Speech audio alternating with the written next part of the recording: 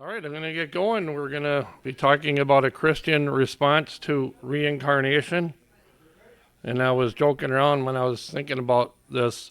Should I do it in a linear process, slide by slide, or should I do it in a cyclical view, a reincarnational view, and I'll just look at one slide over and over and over again? But we'll do it the Western linear view. So, advocates of reincarnation, we'll start with that.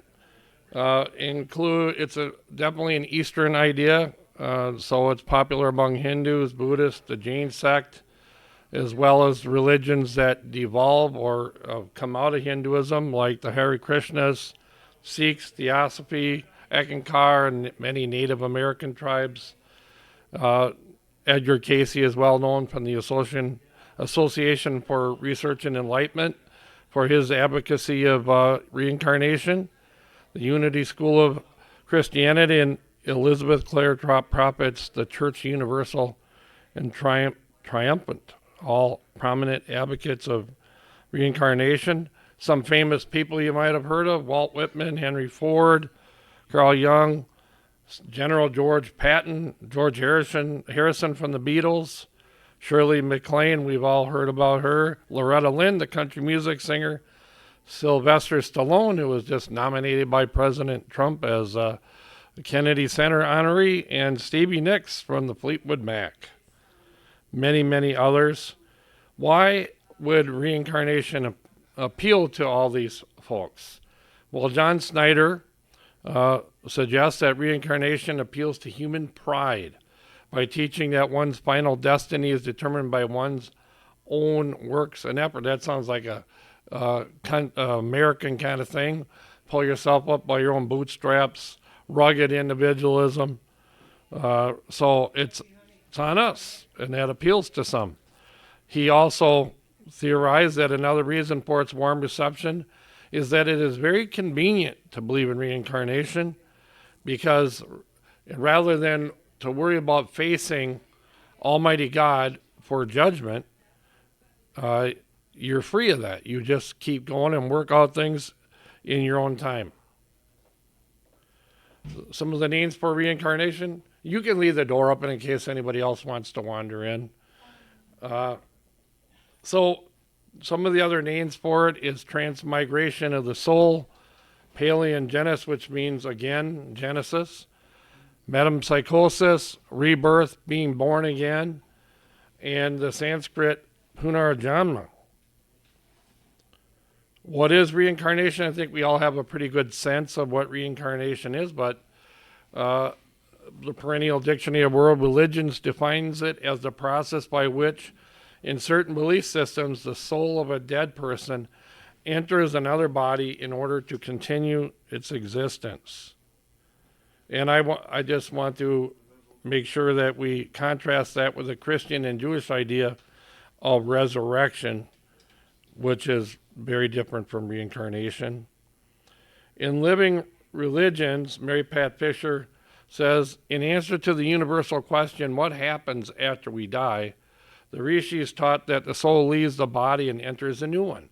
One takes birth again and again in countless bodies, perhaps as an animal or some other life form, but the self remains the same. Birth as a human being is a precious and rare opportunity for the soul to advance toward its ultimate goal of liberation from rebirth and merging with the absolute reality. Marcus Bach, reincarnation is the third great truth for the Hindu. It means recurring life. It means that soul of man, the Atman, or life essence, is ever on a round of births and rebirths. If a man dies, shall he live again? The Hindu answer, yes, definitely. He will live again on this earth to work out his destiny and reap the reward of his previous acts. Reincarnation answers many questions for the Hindu. It explains the variety of personalities we find in the world, the striking gap between rich and poor. It seems to answer the inequalities of life. So we'll look a little more into that question as we go. It is important to understand there's a variety of beliefs in Hinduism. It's not just one view, but there's many schools of thought in Hinduism and amongst advocates of reincarnation. I'll go over some of those. Some believe reincarnation occurs immediately at death, while others believe there's a period of time between incarnations during which the Jivatman or the Atman, the soul, dwells in a heavenly realm, and that might be a period of 50 years, 100 years, it could be 1,000 years. Or they go to an ancestral realm or an underworld realm, depending on what the advocates of that school believe. So you don't necessarily get reincarnated immediately according to their theories. Varieties of reincarnational belief also includes an idea called impregnation, in which two or more souls are claimed to inhabit the same person, the same body. Others believe that people from a previous life can come back to this life to warn you of danger. And I read one account of that where this guy received warnings from supposedly a woman who was his wife in a previous incarnation and came back to warn him of a danger that he's in. Others believe that a person that's born with a scar on their body could be the result of an accident that occurred in a previous life. And one example I read is one guy had a scar he was born with across his neck and claimed to believe that he had received that by being executed by his throat cut in a previous life. So that's some of the beliefs. Some of the others. Some Hindus believe in a personal God, while others believe that God or Brahman is more like an impersonal force, kind of like the Star Wars energy. Some believe reincarnation only applies to human life, while others believe it includes non-human life, animal life, and even minerals. Some believe that reincarnation is strictly earthly, while others believe that one can be reborn in other realms throughout the universe. Some believe that the Atman, or soul, is actually one with God, while others believe a real distinction exists between God and the Atman, so the difference between monism and dualism. Some believe that the ultimate goal of reincarnation is the absolute dissolution of the self as it merges with the divine nirvana, while others believe the self continues permanently. So now let's add into this the idea of karma, the karmic wheel. Karen Farrington says Hindus believe in reincarnation. That means the soul is reborn into another body after death to endure a further life. She tips herself up by using the word endure. This is not a matter to rejoice over, for the aim is to lead the wheel of rebirth, samsara, as it is known in Sanskrit, to be reunited with Brahman, the Absolute. The law of cause and effect governing reincarnation is called karma. In essence, every physical action, word, and thought is accounted for, not in this life, but in the next. It is a chain that cannot be broken, but will hopefully come to a natural end if one follows the pure precepts, cease evil, do good for others, and keep a pure mind. So karma is supposed to be the perfect moral accountant, rewarding good behavior and punishing the bad in this life or the life to come, and it is a law of cause and effect for moral behavior. But it raises several questions. So, how are people supposed to know what behaviors karma will reward or punish? Different schools have different answers for this, but especially John Snyder says it raises a question among Western versions of reincarnation where there appears to be no way of knowing what karma really enjoins us to do. Now, if God is personal, then it's not really very different from any other theistic religion. Karma is guided by a thoughtful being, a God. But if in, like many versions of Hinduism, if God is impersonal, then how can an impersonal force direct the moral accountability? While God or Brahman is impersonal, the gods are said to be personal manifestations of Brahman, the effect being greater than the cause.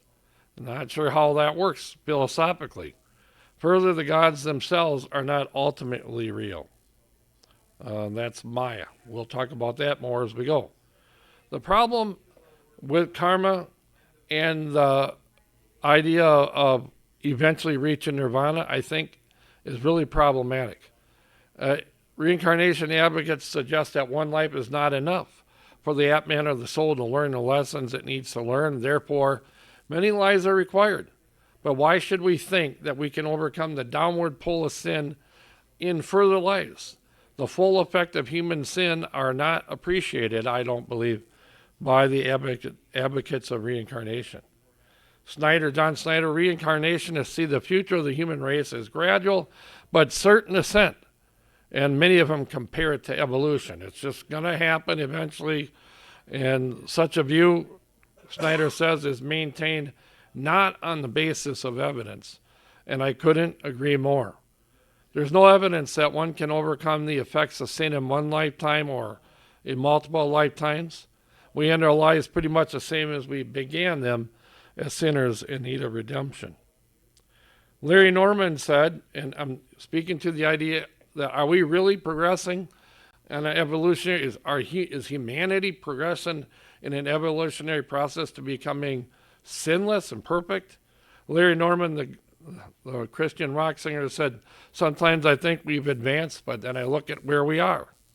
And if we look around at our world and read the newspapers, are there any less wars, slavery, drugs, kidnapping, hatred, race? I mean, I'm not convinced that we're getting better either individually or as a world. Reincarnate, I would say, along the same lines, ask yourself, if I could go on living, here's a thought bubble, if I could go on living another 100 years, or 200 years, or 969 years like Methuselah, will I be able to overcome the power and the consequences of sin in my life? Will I reach a state where I'm only producing positive karma and not sinning anymore? How many of you feel that you are just this close to perfection, and with just a little more time you would be sinless like Jesus? And when you're answering the question, think of the 10 Commandments, or the Old Testament, I've been told, has 613 commandments, positive and negative. How close are you to achieving those? Some pietistic and holiness groups believe in a doctrine of sinless perfection, but I think it's delusional to think that we are ever going to reach a status of moral perfection in this life, this side of eternity. Romans 7, Paul talked about his struggle. If it's a struggle for Paul, I think it'll be not surprising that it's a struggle for us all. And I don't think we can overcome the problem of our nature, the flesh, the sinful nature, by a little more effort or a little more time or a few more lives. Rather, it is only Christ's atonement on Calvary that can set men free. C.S. Lewis said, I believe that if a million chances were likely to do good, they'd be given. And that's a thought-provoking question, but I think he agreed that the answer is even a million lives wouldn't do it. It's only the shed blood of Christ. What did reincarnationists believe Jesus died on the cross for? Because if suffering is a consequence of our negative karma, that means that Jesus must have done wrong. And that's what many advocates of reincarnation say. They believe that Jesus had been reincarnated many times. Some think he was Adam, which is interesting because he would then be both the first Adam and the second Adam. But they believe Jesus was guilty of sin. They deny Christ's sinlessness. They just think that Jesus died as setting an example for all of us on how we can work off our negative karma. But that is a rejection of the biblical truth of the substitutionary atonement. It is like saying, God is saying, I made a mistake. I goofed. I didn't have to send Jesus to die for man's sins. I just need to give them enough time and they can save themselves by working out their own negative karma. But we must choose to believe either in the Christian gospel or reincarnation and karma, but we can't believe in them both. They are incompatible. Problems with karma: should we seek to release suffering? If karma has determined that this person must suffer, then it engenders fatalism, David Lorimer says, and a lack of compassion that springs from the supposition that people's karmically had deserved their fate.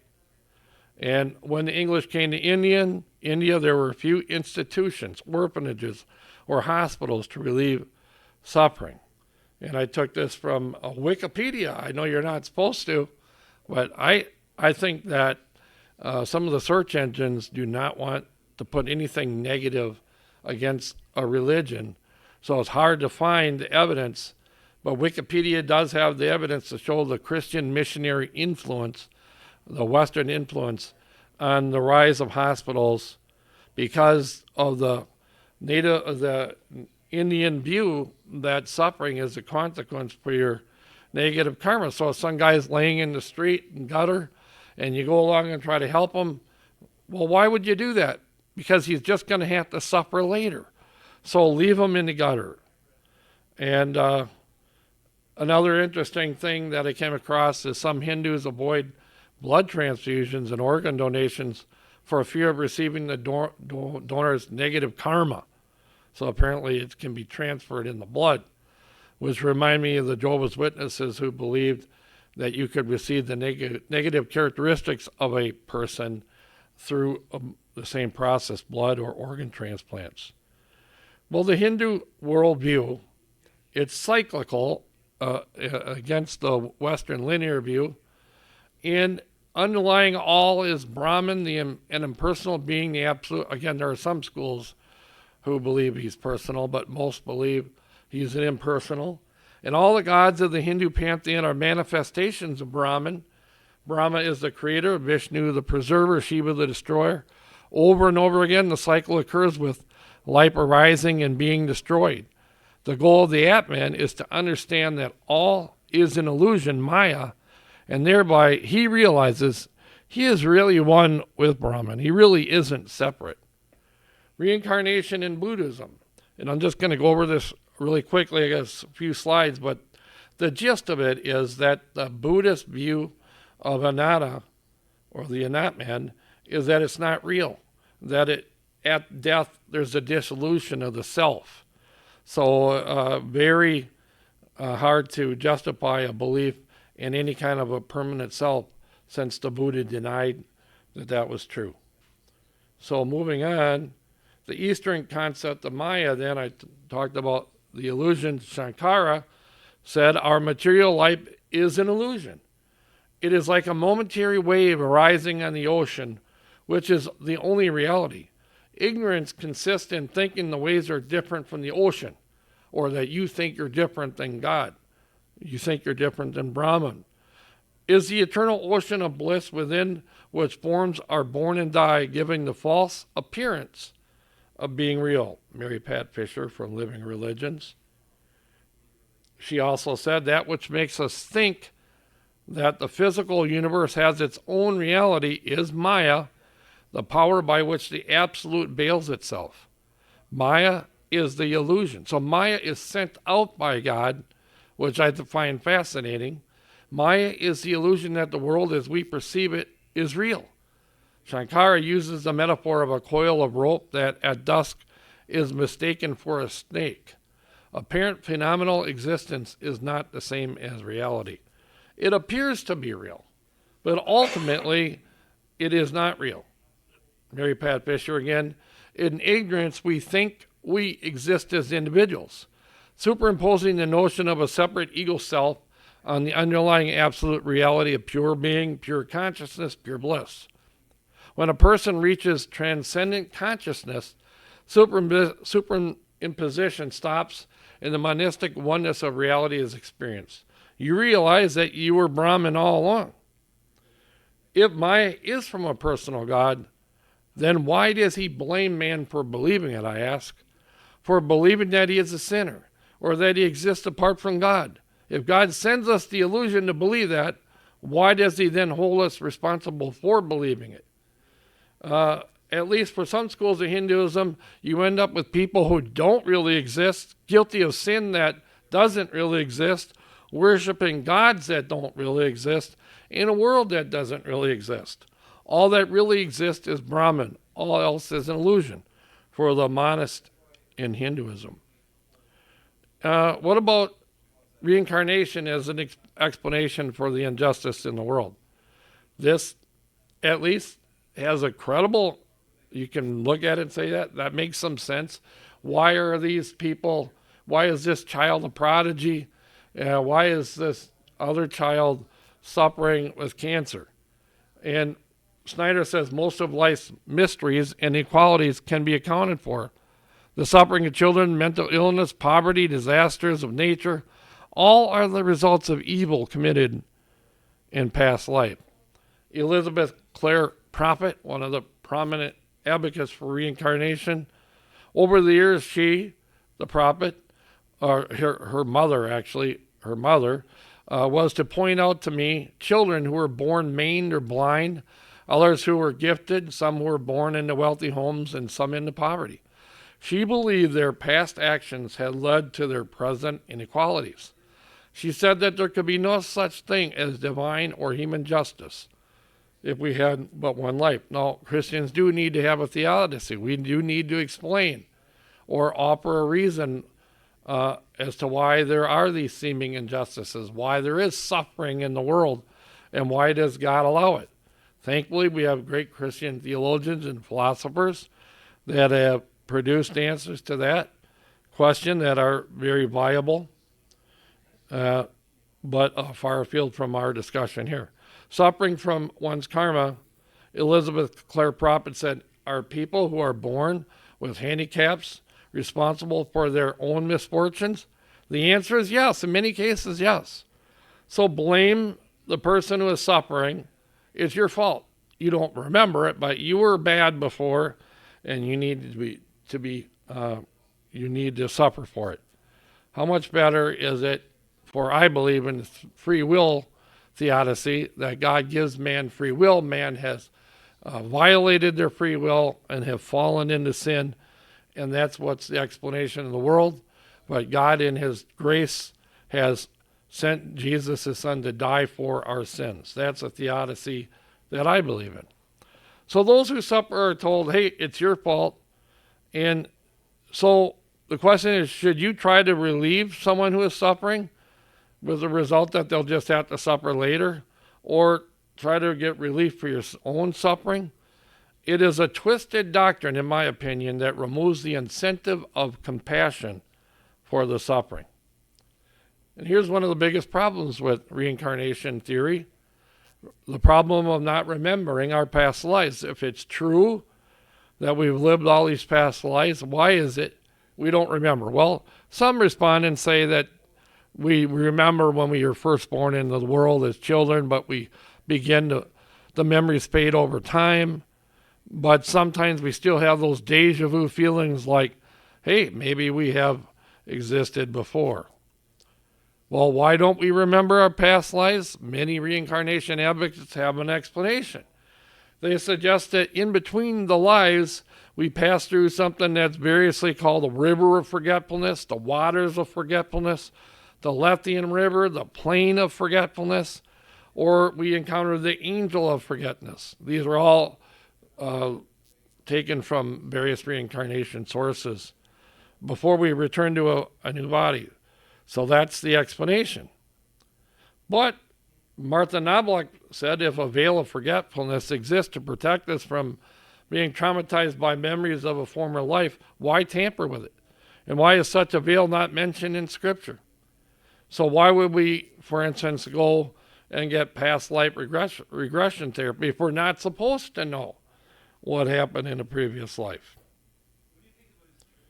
It may be said, if we had no memory of any former existence, true, and therefore if one accepts the argument, one is forced to the conclusion that some means has operated to prevent the memory of previous existence. So that is a reincarnation advocate saying that God has a reason, or the karma has a reason, for not allowing us to remember. But the first difficulty is the absence of memory of our previous life. We don't even recall the one we lived just before our present birth, let alone many before that, the events of which we could we would have contributed to the way we find ourselves today. Devamani, I don't know how you say his name, Devamani, says reincarnations assert that none of us remembers the time passed in our mother's womb or even in the cradle. Every morning we forget most of our dreams. And it's true that simply because we don't remember something doesn't mean it didn't happen, but much of the claims regarding reincarnation are not verifiable or very subjective. But advocates need to explain why we cannot remember even the most traumatic or memorable events from our past life, which are supposed to have occurred not as children, but as adults and while quite awake. The hypothesis of reincarnation does not solve the moral problem. If the purpose of succession of earthly existence is to correct the culpable and to permit them to expiate their past faults, it is necessary that they recognize themselves as culpable. To do so, they must retain the memory of the fault committed. It is necessary that they know their causal link uniting these faults with their present miseries. Without the memory of past existences, it is impossible to speak of punishment or amendment or progress. I'll give the example of touching a hot stove. If you touch it as a child, you remember it throughout the rest of your life. Probably not going to do it too many more times. But how can one be expected to learn a moral lesson from an experience that it supposedly occurred in a previous life of which they have no recollection? Thinking of behaviorism and the reward being with the punishment or close proximity. If a mouse gets a reward each time he runs a maze, he's motivated to complete other mazes in the future. But if you give the mouse a reward 3 months after running the maze, how will he learn? Likewise, it makes no sense to punish a child for an infraction committed several years earlier. Imagine the reaction of a 10-year-old boy who's told that he is being grounded for breaking his brother's toy when he was 4. How much more illogical is it to suggest that we can learn by being punished for something we are supposed to have done in a previous life, and indeed one of which we have no memory? Talk about the concept of deja vu. It's deja vu all over again, Yogi Berra said. What are these feelings? Robert Morey said, these feelings may arise as one's subconscious mind attempts to relate the present experience to things in the past. Secondly, one may once have seen a picture or a photograph of that person or place, and although he cannot consciously remember seeing this, his subconscious mind accurately relates the encounter to his picture or photograph. Hence, he feels he has encountered that person or was in that place before. I certainly have had deja vu feelings. I remember having them when I was younger. But when I thought about it, probably I was at a house that was the same house, but I didn't remember being there when I was younger, or I was just at a house that was very similar. It doesn't mean I was at that house in a previous life. So deja vu and cryptomnesia is an implicit memory phenomenon in which people mistakenly believe that a current thought or idea is a product of their own creation, when in fact they have encountered it previously and then forgotten it. Cryptomnesia can occur in any creative enterprise, as for example, when an investigator develops a research idea that they believe is original, where in actuality it can be documented that they saw or heard the idea at some earlier point in time. One funny example I came across when researching this is Steven Tyler from the rock group Aerosmith. He was talking with his guitarist in his band, I think it's Perry or something like that. And he heard a song on the radio and he says, we got to do a cover of that song. And his bandmate said to Steve Perry, you dummy, that is our song. He just had forgotten. Now, drugs might have had something to do with that too. But he had forgotten that he didn't hear it apparently close enough, but he forgot that he had written the song. Explaining deja vu then, it's by the psychological phenomenon known as cryptomnesia, in which a person does not remember their early experience. But just think about it. We see movies, we read novels, all through life, even early in our childhood, we're taking these things in as a baby is sitting in a crib. And we just may not remember, and we get confused and begin to believe or think we are suggestive to the idea that, hey, it must have been in a previous life when it really wasn't. So what do you do? What about the problem that you can't remember your past life? What's the big way? Well, past life therapy to the rescue. An increasingly popular practice is called past life regression, in which a therapist hypnotizing the patient in order to resolve issues through exploring past experiences or even experiences between lives. And before I left for this conference, I was looking around in Twin Cities, and it wasn't hard to find these past life expert hypnotists, therapists, and I'm sure they're getting paid big money to regress people to their childhood and then back into previous lives. This is not a fad. It's a major thing happening all across our country. John Ankerberg and John Weldon, in their Encyclopedia of New Age Beliefs, critiqued it. Past life therapy is widely practiced. Clinical psychologists and hypnotherapists Jonathan Van Wright's past life hypnosis has become a common practice in the United States and Western Europe. Hundreds, possibly several thousand therapists use this method. And this book, is 25 years ago. It's only grown. The field has professional societies and journals such as the Association for Past Life Research and Therapy and the Journal of Regression. Past life therapy employs hypnosis to place the individual into a trance state for a specific purpose, to send the individual back into his supposed former lives in order to resolve hidden emotional and spiritual conflicts that are allegedly affecting his physical, emotional, and spiritual health today. But they critique it, they sum it up, and they say, yet the results of such therapy typically support occult New Age philosophy and goals. The basic conclusion of our own research, which they did massive research on, is that its experiences and phenomena result from several factors. One, the suggestions of the therapist. Two, inventions or delusions of the patient. Or three, spiritistic manipulation of the mind. Renee Hayes, Why I Do Not Accept the Theory of Reincarnation, wrote, Maury Bernstein's The Case of Bridie Murphy. We're going to look at that just briefly. It's a very famous example from the 1950s and 60s and 70s. The book sold millions of copies and was translated into a lot of languages. It was one of the suggested to be the definitive case for reincarnation. And Maury Bernstein, the search for Bridie Murphy, he wrote the book, examined the case for reincarnation of a woman said to have been born in Ireland in 1798 and died childless in 1864.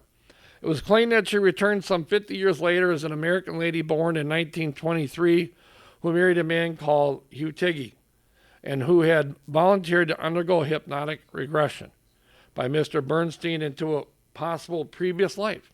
She produced in trance various memories of that previous life in Cork, recounted with a soft Irish accent.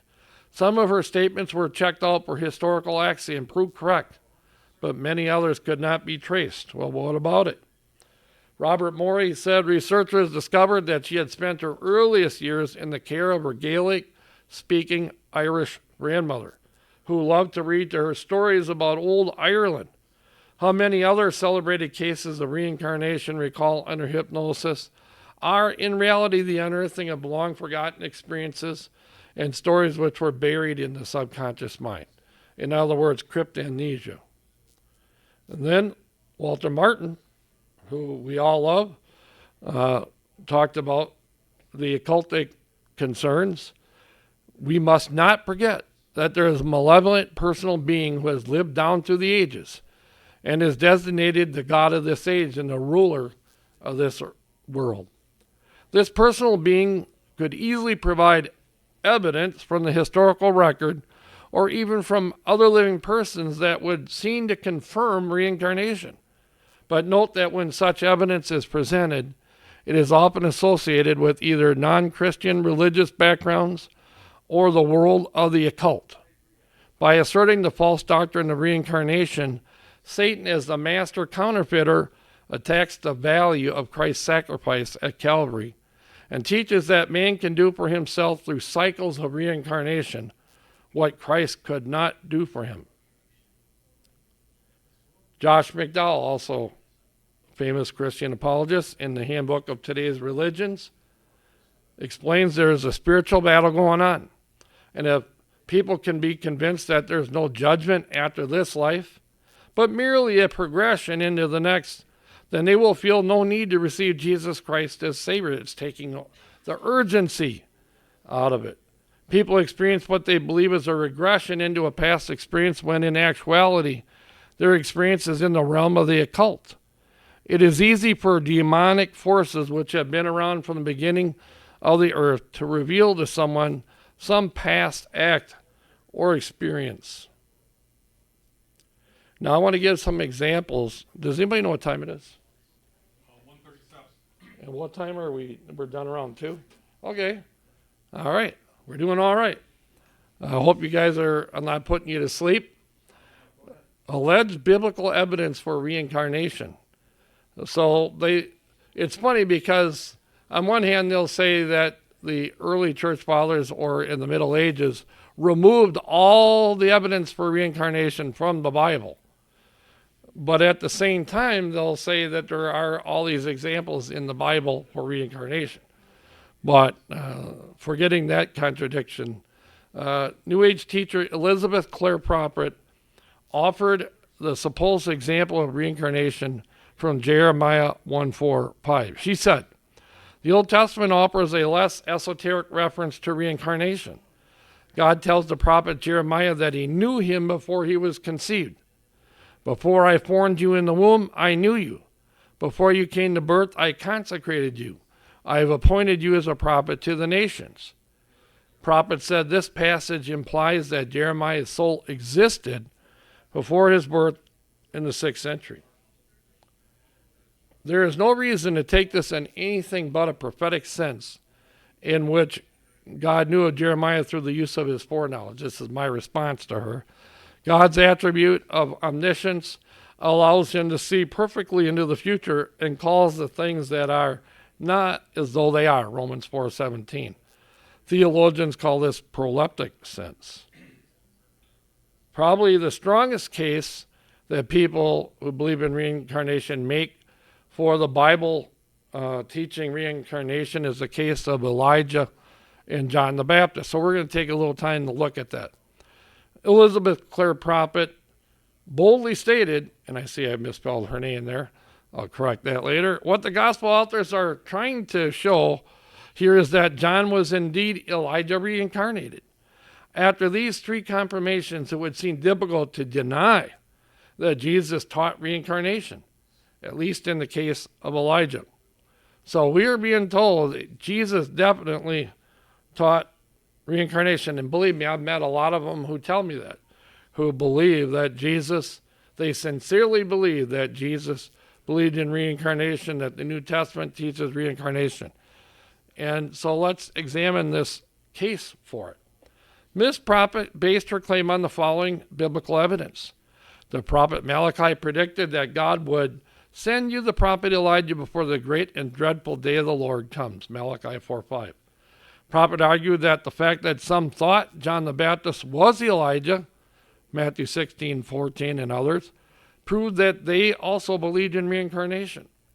Further, Prophet argued that Jesus could not have been any clearer when he said regarding John the Baptist, and if you're willing to accept it, he is the Elijah who is to come. So maybe that some were skeptical, but Jesus was saying, if you can accept it, John the Baptist is the reincarnation of Elijah. That's how they read it. It is true that Jesus looked back at the ministry of John the Baptist and said, but I tell you, Elijah has come, and they have done to him everything they wished, just as it is written about him, Mark 9:13. And also, reporting about Jesus' transfiguration, Matthew said, but I tell you, Elijah has already come, and they did not recognize him. Then the disciples understood that he was talking to them about John the Baptist.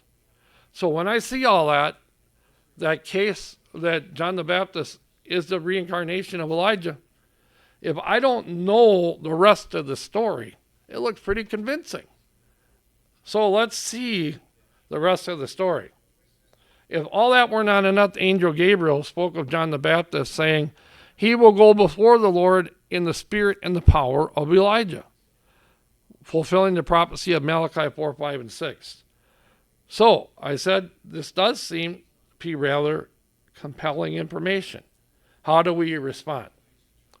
Well, those who thought that John was Elijah did not believe that John was a reincarnation of Elijah, but rather that Elijah himself had returned.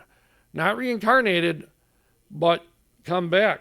Remember, it's imperative to keep in mind that the prophet Elijah had never died, but was taken in heaven in a whirlwind in a chariot of fire without experiencing death, and thereby not being a good candidate for reincarnation. 2 Kings 2, 11 and 12. Also, when John the Baptist was pointedly asked if he was Elijah, he categorically denied it. They asked him, then, who are you? Are you Elijah? He said, I am not. So what more do we need right there? He said he is not Elijah. If John the Baptist was the reincarnation of the prophet Elijah, how is it possible that Elijah himself appeared at Christ's transfiguration? Matthew 17. After he was beheaded, did John the Baptist get reincarnated again as Elijah? No, doesn't make sense. Doesn't pass the smell test. So why does the Bible say John the Baptist was Elijah? We are looking, Mark Albrecht says, at a classic example of biblical typology. That is, John the Baptist was a type of Elijah. He fulfilled the role of Elijah as prophesied by Malachi. John the Baptist had the same endowments of power and spiritual characteristics as Elijah. In reincarnation doctrine, death must precede rebirth, and Elijah never died. According to 2 Kings, he was taken up in a whirlwind to heaven. It is argued that when Luke 1:17 says that John the Baptist will go on before the Lord in the spirit and the power of Elijah, it was affirming that John was the reincarnation of Elijah. However, 2 Kings 2:15, when Elijah had been caught away on the heavenly chariot, the company of the prophets said, the spirit of Elijah is resting on Elisha. It is impossible that this referred to reincarnation, since both of the men lived at the same time together, contemporaries. Martha Knobloch said after he watched Elijah's departure, Elisha succeeded him as a prophet. His request was granted, for the sons of the prophets who were watching said, the spirit of Elijah doth rest on Elisha. This clearly meant his power, his mission, not his soul. Elisha became the same kind of man as Elijah. We could say he was the heir to his spirit-powered ministry. Norman Geisler said, obviously this does not mean that Elisha was a reincarnation of Elijah, since they were both alive at the same time. It means that he continued the prophetic ministry with the same spirit and power of Elijah. So now, at the transfiguration, it does talk about the same idea. As they were coming down the mountain, Jesus instructed them, don't tell anyone what you've seen until the Son of Man has been raised from the dead. The disciples asked him, why then do the teachers of the law say Elijah must come first? Jesus replied, to be sure, Elijah comes and will restore all things. That's future tense. But I tell you, Elijah has already come, past tense, and they did not recognize him, but have done to him everything they wished. In the same way, the Son of Man is going to suffer at their hands. Then the disciples understood that he was talking to them about John the Baptist. So although Jesus used typographical language to show that John the Baptist had carried out a ministry in the same spirit or power as that of Elijah of old, nevertheless, he was careful to explain that the literal or actual Elijah shall still return in the future. He's careful to distinguish John the Baptist from Elijah. Another example that reincarnation advocates appeal to in the Bible as supposedly teaching reincarnation is the incident of the blind man in John chapter 9. As he went along, he saw a man blind from birth. His disciples asked him, "Rabbi, who sinned, this man or his parents, that he was born blind?" Jesus responded, "Neither this man nor his parents, but this happened so that the work of God might be displayed in his life." About that verse, they are sure advocates of reincarnation proves that the man must have sinned in the previous life. So Sylvia Cranston says, the apostles must have had the idea of reincarnation in mind. For obviously, if the man had been born blind, his sin could not have been committed in this life. They're forgetting it could be his parents too, but Jesus had a good opportunity to crush the whole idea of reincarnation, but he did not. So according to Sylvia Cranston, here's an example which shows that the disciples believed in reincarnation and that the man had sinned in a previous life. Norman Geisler, the great Christian apologist, responded, the Jewish theologians of the time gave two reasons for birth defects: prenatal and parental sin. These references illustrate that Jewish tradition held to the belief in prenatal sin, not reincarnation. And so David said, "Surely I was sinful at birth, sinful from the time my mother conceived me." This is the doctrine of original sin.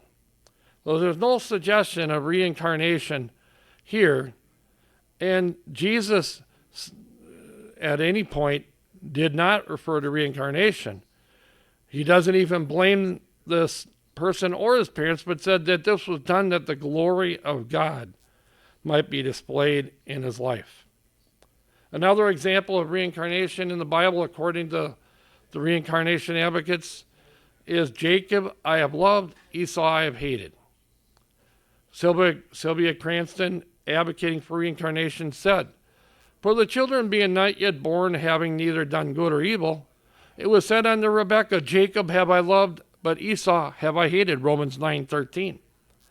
God's love and hatred depend upon the moral dispositions of the creature. Since God says that he loved Jacob and hated Esau ere they were born, and before they had done good or evil in this mortal life, it follows clearly that they must have pre-existed in another state. This is one of the examples of Rob Bauman talking about logic here, and here's definitely an example of bad logic. Cranston is simply wrong and doesn't understand the Apostle Paul's point in the passage. Contrary to Cranston, Paul's point is to show God's sovereign choice in election, and that his choice had nothing to do with either the moral disposition or of Jacob, Esau, or any sins. I put dispensation there, threw myself off, or any sins they had committed. It was about God's sovereign choice in election, not because of reincarnation. Indeed, Hebrews 9:27 tells us, just as man is destined to die once, and then after that to face the judgment. Man does not live multiple lives, but one only, followed by God's judgment. Elizabeth Clare Prophet attempted to evade the clear meaning of the passage. What does the author mean by saying, since men only die once? The easiest explanation is that he is referring to the fact that our mortal bodies die only once. The human body is a one-shot deal. No one has tried to argue otherwise except Christians who believe in a bodily resurrection. The passage does not say it is appointed unto man once to live. So she's trying to get around it by saying, well, the soul can go through many reincarnations, but yeah, the body just dies once. But that's not what the writer of Hebrews is saying. The text made clear that we die once, not again and again. Nor does it mean that each reincarnated body dies once. Indeed, Martha Knobloch said the lake of fire is the second death, not the 100th or any other number. So I'm getting near the end here, and I don't know if we've passed our time, but the reincarnationist is right in saying that man cannot atone for all of his sins in one lifetime. The Bible says man could not atone for his own sins if he had 1,000 lifetimes. Walter Martin. similar to our earlier comment by C.S. Lewis. So reincarnation is a demonic deception that lulls the soul into a false sense of security. Hey, if I don't get it right in this life, well, many more opportunities to get it together. Wrong. Hebrews 9:20 said it is pointed to man once to die and then to judgment. Hebrews 9:27. So I don't know what Bible Madame Blavatsky was reading, the founder of Theosophy, but wait till you hear this quote. Christians are promised that if they only believe in the precious blood of Christ, and you can hear the snarl in her voice, this blood offered by him for the expiation of the sins of the whole of mankind will atone for every mortal sin. But do the Gospels affirm that Jesus gave himself as a voluntary sacrifice? On the contrary, there's not a word to sustain the idea. They make it clear that Jesus would rather have lived to continue what he considered his mission, and that he died because he could not help it, and only when betrayed. What does the Bible say? Jesus came to die as a sacrificial death by which he would be the substitute for the sinner, bearing the punishment they deserved. He was a perfect, spotless Lamb of God who would take upon himself the sins of the world. The Christian teaching is that of an exchange. Christ Jesus took upon himself our sins and guilt, and we by faith receive him, his righteousness. This indeed is the gospel or good news. Did he do this against his will? No. Jesus gave his life voluntarily. He said, greater love has no one than he lays down his life for his friends, John 15:13. In John 10, Jesus said, the reason my Father loves me is that I lay down my life, only to take it up again. No one takes it from me, but I lay it down of my own accord. I have authority to lay it down and authority to take it up again. In Matthew 20:28, Jesus said, just as the Son of Man did not come to be served, but to serve and give his life a ransom for many. Many times when Jesus was contemplating his death, he told them what was going to happen. He knew that he was going to go to Jerusalem, be betrayed at the hands of men, crucified. He warned the disciples, and yet he was resolute, heading toward Jerusalem. This was not somebody who this all just happened to as some unfortunate martyr, as Blavatsky would suggest, but this was God's eternal plan carried out voluntarily out of love for us by God the Son. Does Hinduism teach grace? There are some schools that approach the idea, but still they claim that our karma has to be worked off. God might help you in that, but you still have to burn off your negative karma. Christianity, on the other hand, prefers justice because the sins are paid for, and yet they're paid for by God's dear Son, Jesus Christ. And my last slide, a poem of grace by Martha Knobloch. Forgot to put the A there, Martha Knobloch, but I love what she wrote. Salvation by works, just take a look. It's the oldest trick in Satan's book. And what is reincarnation? Same old theme, a variation. Now see the love in Jesus' face. Salvation not of works, but of grace. So that concludes, and I will ask